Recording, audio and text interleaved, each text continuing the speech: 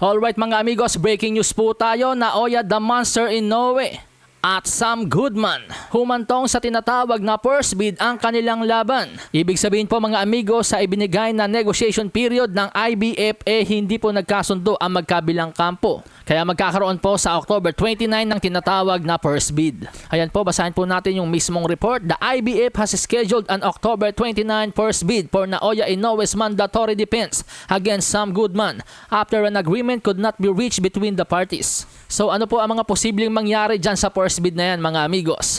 Well, kung ibabase po natin sa mga nakaraang nag-collapse na first bid mga amigos, ang nangyari po dyan tulad kay Terence Crawford at Jaron Boots Ennis, natanggalan po ng IBF title si Terence Crawford nang hindi po magkasundo itong si Crawford at Jaron Ennis. Ganon din po yung nangyari kay Alexander Usyk at Daniel Dubois.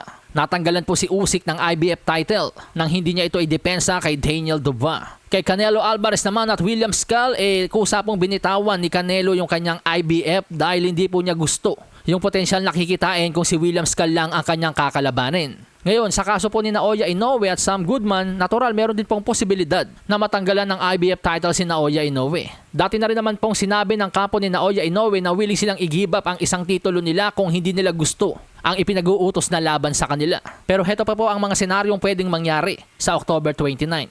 Natural lang po na magkakaroon ng open bidding sa laban kung sinong promoter ang magli-lead sa Naoya Inoue versus Sam Goodman. Si Naoya Inoue po mga amigos ay hawak ng Ohashi Promotions at co-promoted by Top Rank. Habang si Sam Goodman naman po ay pinopromote ng No Limit Boxing. Kung inyo pong matatandaan yung laban ni Teofimo Lopez at George Kambosos Jr., si Teofimo Lopez po ay pinopromote ng Top Rank. Pero dahil humantong sa first bid yung kanilang laban ni Kambosos at natalo nga po ang Top Rank sa bidding, napunta po sa The Zone at Matchroom yung laban ni Kambosos at Teofimo Lopez. Kaya naman asahan po natin na maraming mga promoter na mag-aagawan sa laban ni Naoya Inoue dahil magkakaroon nga po ng open bidding.